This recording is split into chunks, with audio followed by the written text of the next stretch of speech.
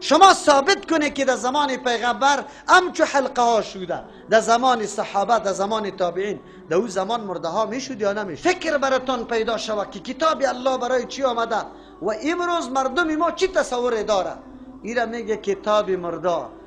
هر پنجشنبه بعد از اینکه مرده جان در اوجا بره دیگر روزا باز ختم نمیکنه، در حالی که آدم خیلی متدین است، خیلی اولادی قاری و حافظ داره، یک روزم در خانهش بدون چیست تلاوت قرآن نیست، خو لیکن بازم برای از اینکه مردم نگویه که پدر و مادر خود دوست نداشت، مرده خود چی کرد؟ شلغم گور کرد. پنجشنبه نان مکلف جور کو، پاکتای پیسه را بگو تهیه کو. یک تا نابلد قطش میره مسلمه واره. یک ختم رفتم نمیفهمیدم، نه رفته بودم در پاکستان، یک ختم رفتم سری چپرکتا شیشتیم تقسیمات واری شد، یک سپاره را برام دادن.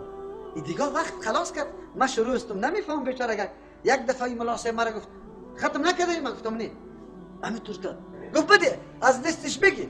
یکی دیگه از پیش دستم گرفت، ورق در 2 نفر گرفتن. همین یک دقیقه سفر رسم میکن. پس که از مسجد رفتیم برای من چی میگن؟ نمیفهمی تو. من گفتم چی را ملا صاحب چرا؟ عالی یک آیت بخوان برو دیگه. کی سپاره را ختم میکنه؟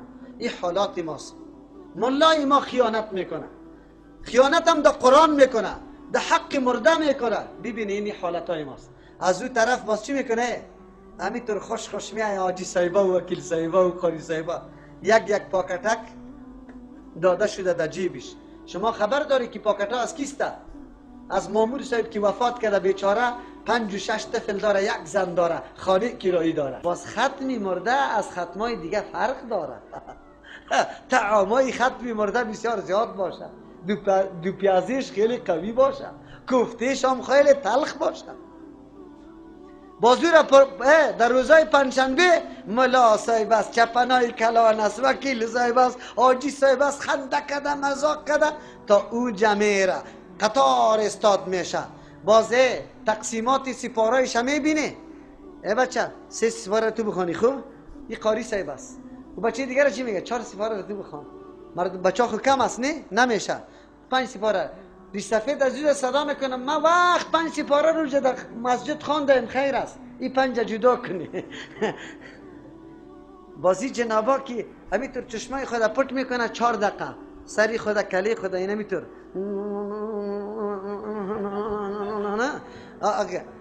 بعضیش همینطور شروع میشه قرائت از هر طرف، نه گوش گرفتن است، نه سماع است، نه انصات است. فتاوای شامیتان در مذهب احناف بکشی که معتبرترین فتاوا و میگه این جای گرنده و دهنده اردویشان آسمان گناهگار است. الاخذ والمعطی آثمانه، کلاه ما آسمانه، اردویش گناهگار است.